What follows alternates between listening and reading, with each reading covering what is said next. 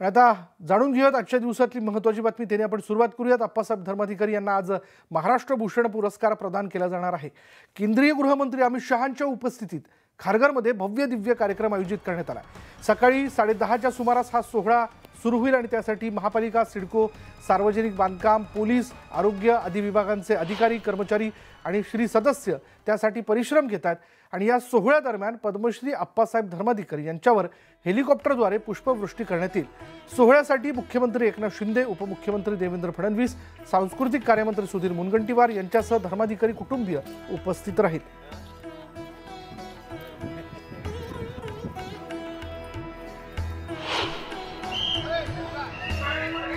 त्यामुळे राज्यभरात ठिकठिकाणांहून श्री सदस्य खास आपल्या गुरूंना वंदन करण्याकरता त्यांचा सन्मान सोहळा बघण्यासाठी म्हणून आवर्जून उपस्थित होताना दिसतात। अगदी मध्यरात्रीपासून श्री सदस्यांच्या येण्यास सुरुवात झाली आणि त्या अनुषंगाने म्हणजे मोठ्या संख्येने श्री सदस्य इथे येऊ शकतात, त्या अनुषंगाने त्यांची व्यवस्था देखील तिथे वेगवेगळ्या विभागांकडून करण्यात आलेली आहे। खारघर स्टेशनवरती पोहोचल्यानंतर कार्यक्रमस्थळी रवाना होण्याच्या दृष्टीने किंवा तिथपर्यंत पोहोचवण्यासाठी म्हणून मोफत बसची व्यवस्था श्री सदस्यांकरता करण्यात आलेली आहे। त्याचबरोबर असं देखील कळतं या सगळ्या याच्यामध्ये की कोकणातनं देखील काही बसेसमध्ये श्री सदस्य जे आहेत ते खास या सोहळ्याकरता म्हणून उपस्थित होत आहेत। समाज सुधारक म्हणून अप्पासाहेब धर्माधिकारींचा सगळ्यांनाच परिचय आहे, बैठक व्यवस्था सगळ्यांना परिचित आहे आणि या बैठक व्यवस्थेच्या माध्यमातून श्री सदस्य त्यांनी दिलेल्या सूचनांप्रमाणे वृक्षारोपणापासून अगदी स्वच्छता मोहिमेपर्यंत आणि शिवाय व्यसनमुक्तीच्या मुद्द्याला देखील घेऊन मोठ्या प्रमाणात काम करताना दिसतात। अंधश्रद्धा निर्मूलन असेल या विषयाला घेऊन ते काम करताना दिसतात आणि ह्याच सामाजिक परिवर्तनाच्या चळवळीचा जो प्रयत्न आहे त्याचा हा सन्मान आजच्या या सोहळ्याच्या माध्यमातून महाराष्ट्र भूषण पुरस्कार देऊन केला जातोय। त्यामुळे अप्पासाहेब धर्माधिकारी यांचं कार्य हे मोठं आहे। परंपरागत पद्धतीने त्यांच्या घरात खरं तर हे कार्य रुजवण्यात आलेले, त्याबद्दलचे संस्कार सगळ्या श्री सदस्यांमध्ये रुजवण्याचं काम ते करतात आणि अर्थात त्याचं प्रतिबिंब म्हणजे आज वृक्षारोपणापासून म्हणजे वनराईच्या संदर्भातल्या जागृतीपासून तर अगदी अंधश्रद्धा निर्मूलनापर्यंत या वेगवेगळ्या विषयांना घेऊन श्री सदस्य सगळ्यांमध्ये प्रबोधन करताना दिसतात। याच बैठक व्यवस्थेमुळे अनेकांची व्यसनं सुटली हेही तितकंच खरं आणि याच बैठक व्यवस्थेमुळे येणाऱ्या पिढीवरती देखील संस्कार होताना आपण बघतोय। पिढ्यानपिढ्या घडवणारी ही बैठक व्यवस्था आणि त्याचे जनक म्हणजे अप्पासाहेब धर्माधिकारी यांचा आज हा सन्मान जो आहे तो नवी मुंबईतल्या खारघरमध्ये महाराष्ट्र भूषण देऊन केला जाणार आहे। याविषयी मुख्यमंत्र्यांनी देखील आपली भावना व्यक्त करत असताना असं त्यांनी म्हटलेलं आहे की महाराष्ट्र भूषण हा जो सोहळा आहे किंवा हा पुरस्कार अप्पासाहेब धर्माधिकारी देत असताना या पुरस्काराची देखील उंची वाढलेली आहे अशी भावना त्यांनी व्यक्त केलेली आहे। आणि गेल्या आठवडाभरापासून या सोहळ्याची तयारी जी ती केली जाते, खुद्द मुख्यमंत्री, उपमुख्यमंत्री या सोहळ्यामध्ये लक्ष घालून आहेत। अश्रू त्यांच्या डोळ्यामध्ये आहेत आणि ते हात जोडतायत की अप्पासाहेबांना महाराष्ट्र भूषण पुरस्कार दिला जाणार आहे आणि तो क्षण आमच्या डोळ्यामध्ये समाविष्ट करण्यासाठी ते आतुर झालेले आहेत। बघत असाल प्रचंड गर्दी आहे, मोठ्या प्रमाणामध्ये लोक आहेत। कुठून आलात तुम्ही? ठाण्यावरून आलात। काका कुठून आलात? रोहावरून आलात। रायगडवरून लोक आले आहेत। आनंद वाटतोय एक अप्पासाहेबांना पुरस्कार दिला जाणार आहे? आनंद वाटतोय। आता बघितलात मोठ्या प्रमाणामध्ये ही गर्दी उसळलेली आहे आणि आपण ज्या ठिकाणी आपण उभे आहोत हा मुख्य प्रवेशद्वार आहे, ज्या ठिकाणावरून या श्री सदस्यांना प्रवेश दिला जातोय आणि पायी चालत जवळजवळ अजूनही या गेट पासून 1.5 ते 2 किलोमीटरचं अंतर हे पायी चालत स्वतः श्री सदस्य निघालेले आहेत। मोठ्या प्रमाणामध्ये पोलीस फौजफाटा या ठिकाणी तैनात करण्यात आलेला आहे जेणेकरून कुठल्याही प्रकारे श्री सदस्यांना अडचण निर्माण होणार नाही आणि अशा प्रकारची ही व्यवस्था पोलीस प्रशासन असो संपूर्ण राज्य सरकारच्या माध्यमातून करण्यात आलेले आहे। त्यामुळे 12:30-12:30चा हा क्षण आपल्या डोळ्यामध्ये समाविष्ट करण्यासाठी कुठून आला तुम्ही? मुंबईवरून आला? अच्छा। अप्पासाहेबांना एक राज्यातला सर्वोच्च पुरस्कार दिला जाणार आहे आणि तो पुरस्कार वितरण समारंभ आपण डोळ्यामध्ये समाविष्ट करण्यासाठी आतुर आहात। काय या क्षणाला काय भावना आहे तुमच्या मनात? खूप आनंद आहे आम्हाला या गोष्टीचा। अच्छा। तर आपण बघितलं गहीवरून आलेले आहे, त्यांना आनंद आहे, आनंद अश्रू डोळ्यामध्ये आहेत आणि अशा प्रकारचा हा सोहळा जो आहे याची देही याची डोळा अशा प्रकारचा हा सोहळा आहे। प्रचंड जनसमुदाय अजूनही लोक येत आहेत, अजूनही स्त्री सदस्य येत आहेत आणि पोलिसांचा फौजफाटा मोठ्या प्रमाणामध्ये तैनात करणार आहे. ॲम्ब्युलन्सची व्यवस्था या ठिकाणी करण्यात आलेली आहे, जेणेकरून कुठल्याही प्रकारे कुठल्याही सदस्याला जरी काही अडचण झाली, कारण उन्हाचा प्रचंड असा पारा या ठिकाणी चढलेला आहे आणि त्या उन्हामुळे काही लोकांना थोडंसं प्रॉब्लेम होण्याची शक्यता नाकारता येत नाही. मात्र त्या प्रकारची व्यवस्था या ठिकाणी राज्य सरकार असो, स्थानिक प्रशासन असो, सगळ्यांच्या माध्यमातून करण्यात आलेले आहे. रस्त्यावर जणू सर्व अधिकारी वर्ग जो आहे तो अक्षरशः इथे ठाण मांडून बसलेला आहे, कुणालाही प्रॉब्लेम होऊ नये आणि पोलिसांचा फौजफाटा या ठिकाणी तैनात आहे. मात्र स्त्री सदस्यांची एक खासियत आहे की त्यांना ते कोणाला त्रास देत नाही आहेत, ते अगदी रांगेनं आणि दिलेल्या सूचनांचं पालन करूनच या ठिकाणी पुढे जात असतात आणि त्यामुळे अशा प्रकारचा त्रास नाही आहे.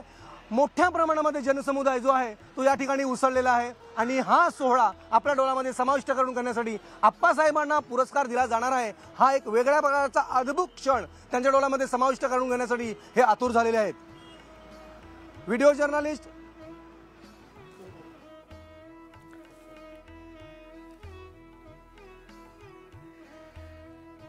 मुळातच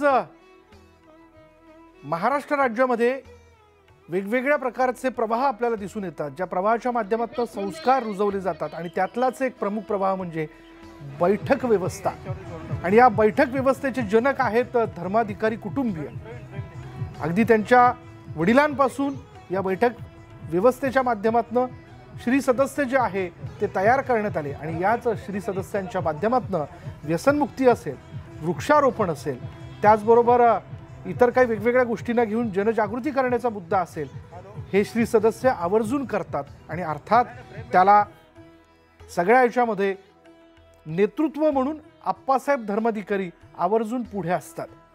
आणि अशावेळी याच आप्पासाहेब धर्माधिकारींनी जो एक प्रवाह निर्माण केला, ज्या प्रवाहाच्या माध्यमातून एवढ्या मोठ्या संख्येने श्री सदस्य तयार झाले, शिवाय काही कामांना घेऊन आपण व्यवस्थेवरती अवलंबून न राहता नागरिक म्हणून आपण हे केलं पाहिजे या कर्तव्याची जाणीव त्यांनी या चळवळीच्या माध्यमातून, हो याला चळवळच म्हणूयात, या चळवळीच्या माध्यमातून, या बैठक व्यवस्थेच्या माध्यमातून करून दिली. म्हणून तर हे श्री सदस्य 365 दिवस आपला गुरूंचा आदेश आल्यानंतर, त्यांच्याकडनं सूचना मिळाल्यानंतर आवर्जून काम करत असतात. त्यांचं काम हे कधी थांबत नाही. आपला नोकरी व्यवसाय सांभाळून आपल्या गुरूंनी दिलेल्या आदेशाचं पालन हे श्री सदस्य करतात. म्हणून आज जर आपण नवी मुंबईत बघितलं तर हा सोहळा अत्यंत शिस्तबद्ध पद्धतीने पार पडतोय. जसं आमच्या प्रतिनिधींनी सांगितलं की हे श्री सदस्य कुठेही गोंधळ न करता अगदी नियमाने, शिस्तीने तिथं आल्यानंतर बसमध्ये चढणं असेल, शिवाय कार्यक्रमाच्या ठिकाणी जाणं असेल, या सगळ्या सूचनांचं पालन करताना दिसत आहेत. आपण जर लक्षात घेतलं, सध्याला कोरोनाचा संसर्ग देखील वाढताना दिसतोय, म्हणून सूचना देण्यात आलेल्या होत्या. खुद्द आप्पासाहेबांच्या कुटुंबियांकडनं या सूचना देण्यात आलेल्या होत्या आणि अर्थात राज्य सरकारच्या वतीने देखील काही नियम जे ते घालून देण्यात आले की मास्कचा वापर अनिवार्य आहे. कार्यक्रमाच्या ठिकाणी जात असताना मास्क वापरणं गरजेचं आहे, कारण गर्दी मोठ्या संख्येने होणार आहे. दुसरं की या ठिकाणी लहान मुलांना प्रवेश देण्यात येणार नाहीये, हे आधीच स्पष्ट करण्यात आलेलं आहे. गर्भार माता असतील त्यांना देखील या ठिकाणी प्रवेश दिला जाणार नाहीये. जे वयोवृद्ध मंडळी आहेत त्यांनी देखील इथं येऊ नये असं त्यांना आवाहन करण्यात आलेलं आहे. अशा या सगळ्या वेगवेगळ्या सूचना देत आजचा हा सोहळा जो आहे तो पार पडतोय. श्री सदस्य देखील आनंदी आहेत, कारण ज्या गुरूंनी आत्तापर्यंत अनेक वेगवेगळ्या उपक्रमांच्या माध्यमातून समाज घडवण्याचं काम केलं, ज्यांना एक समाज सुधारक म्हणून ओळखलं जातं, या समाज सुधारकांचा महाराष्ट्र भूषण या पुरस्काराच्या माध्यमातून सन्मान होतोय. म्हणजेच या महाराष्ट्र भूषण पुरस्काराची देखील उंची वाढली आहे, अशी भावना देखील मुख्यमंत्र्यांनी न्यूज 18 लोकमतशी बोलत असताना व्यक्त केलेली आहे. म्हणून तर या सोहळ्यासाठी गेल्या आठवड्याभरापासून मुख्यमंत्री देखील लक्ष घालून आहेत. वेळोवेळी त्या कार्यक्रमाच्या स्थळी व्यासपीठ जो उभारण्यात आलेला आहे ती व्यवस्था असेल, श्री सदस्य मोठ्या संख्येने इथं येत आहेत, त्यावेळी त्यांची कोणत्याही प्रकारची गैरसोय होऊ नये म्हणून सार्वजनिक बांधकाम विभागापासून तर अगदी वाहतूक व्यवस्था बघणाऱ्या पोलिसांपर्यंत, सुरक्षा व्यवस्था बघणाऱ्या पोलिसांपर्यंत सगळ्यांना तिथे तैनात करण्यात आले. त्याबद्दलच्या सूचना, तसे आदेश त्यांना देण्यात आलेले आहेत. म्हणून तर आज आपण बघतोय की मध्यरात्रीपासून, अगदी म्हणजे काल संध्याकाळपासून जेव्हा मोठ्या संख्येने इथं श्री सदस्य येणार आहेत, तर वाहतुकीच्या मार्गांमध्ये काही बदल देखील करण्यात आलेले आहेत. वाहतूक तळ निर्माण करण्यात आलेला आहे, तिथेच आपण गाडी लावायची आहे. तिथून चालत एकतर कार्यक्रमस्थळी तुम्ही पोहोचू शकता किंवा तिथून त्यांना बसने जाण्याची देखील म्हणजे मोफत व्यवस्था जी आहे ती नवी मुंबई परिवहन व्यवस्थेकडनं करण्यात आलेली आहे. काही ठिकाणी तर परिवहन व्यवस्थेचे जे कर्मचारी आहेत ते स्टेशनवरती जाऊन, म्हणजे पनवेल स्टेशन असेल किंवा खारघर स्टेशन असेल, वाशी स्टेशन असेल, इथून देखील रेल्वेनं खरं तर म्हणजे लोकलनं श्री सदस्य या कार्यक्रमाच्या ठिकाणी पोहोचण्याचा प्रयत्न करतायत. ते स्वतः जाऊन प्लॅटफॉर्मवरती जाऊन येणाऱ्या श्री सदस्यांना आवाहन करतायत की बाहेर बसेस उभ्या आहेत, आपण बसेसमध्ये जाऊन बसायचं, रांग लावून आपण तिथे बसायचं. आणि शिवाय हे कौतुकास्पद आहे की या सगळ्या याच्यात कुठेही गोंधळ न करता श्री सदस्य देखील नियमांचं पालन करून, दिलेल्या सूचनांचं पालन करून या बसेसमध्ये जाताना दिसत आहेत. कार्यक्रमाच्या ठिकाणी जी बैठक व्यवस्था त्यांना करून देण्यात आलेली आहे, आसन व्यवस्था त्यांना करून देण्यात आली आहे, तिथं बसताना दिसत आहेत. त्याच्यामुळे आजच्या या सोहळ्यामध्ये आपण ज्या वेगवेगळ्या घडामोडी आहेत त्या न्यूज 18 लोकमतच्या माध्यमातून अशाच पद्धतीने जाणून घेत राहणार आहात. पुढे पाहूयात इतरही घडामोडी. नवी मुंबईत ब्ल्यू डायमंड जवळ एका वाहतूक कर्मचाऱ्याला कार चालकाने बोनेटवरून फरफटत नेल्याचा प्रकार समोर आलाय.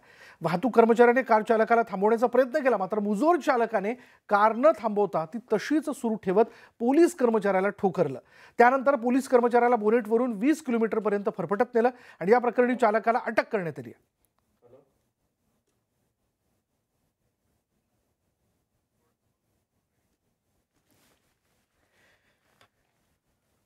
आणि या दृश्यांमध्ये आपण बघतो की कशा प्रकारे या वाहतूक पोलिसाला या कार चालकाने बोनेटवरनं फरफटत नेलं. आणि हाच तो ड्रायव्हर आहे ज्याला पोलिसांनी नंतर अटक केली आहे, त्याला ताब्यात घेतलं. कशा प्रकारे अत्यंत म्हणजे या वाहनांना कुठे धक्काही लागला असता मार्ग काढत तो या वाहतूक पोलिसाला बोनेटवरनं फरफटत नेत होता. बोलूयात आमचे प्रतिनिधी प्रमोद पाटील यांच्याशी. प्रमोद, नेमका हा प्रकार काय? खरं तर बघितलं गेलं तर नवी मुंबईमध्ये एक ऐतिहासिक सोहळा होतोय. आप्पासाहेब धर्माधिकारी यांना महाराष्ट्र पुरस्कार दिला जातोय. त्याचं कारण असं आहे की या सोहळ्यासाठी स्वतः आपण ही दृश्य बघतोय. वाहतूक पोलिसाला या चालकाने फरफटत नेलेलं आहे. आपण जर पाहिलं तर वारंवार असं आवाहन करण्यात येतं की वाहतूक नियमांचं पालन आपण केलं पाहिजे. वाहतूक पोलिसांनी जर काही गोष्टींना घेऊन आपल्याला थांबवलं तर थांबवा, त्यांच्याशी संवाद साधा. पण तो वाहतूक पोलीस अडवतोय म्हणून त्याच्या अंगावरती गाडी घालून त्याला बोनेटवरनं फरफटत नेणं हे कितपत योग्य आहे? आणि अर्थात त्याचे परिणाम या वाहन चालकाला भोगावे लागणार आहे, हे तितकंच खरं आहे. या आरोपी चालकाला अटक करण्यात आलेली आहे. दृश्यांमध्ये पुन्हा एकदा बघा की किती भयानक पद्धतीने म्हणजे या सगळ्या याच्यात या गर्दीतनं मार्ग काढत इतर वाहनांना ओव्हरटेक करत हा कार चालक या वाहतूक पोलिसाला बोनेटवरनं फरफटत नेत होता आणि काही मोठ्या अंतरापर्यंत त्यांनी फरफटत नेलं.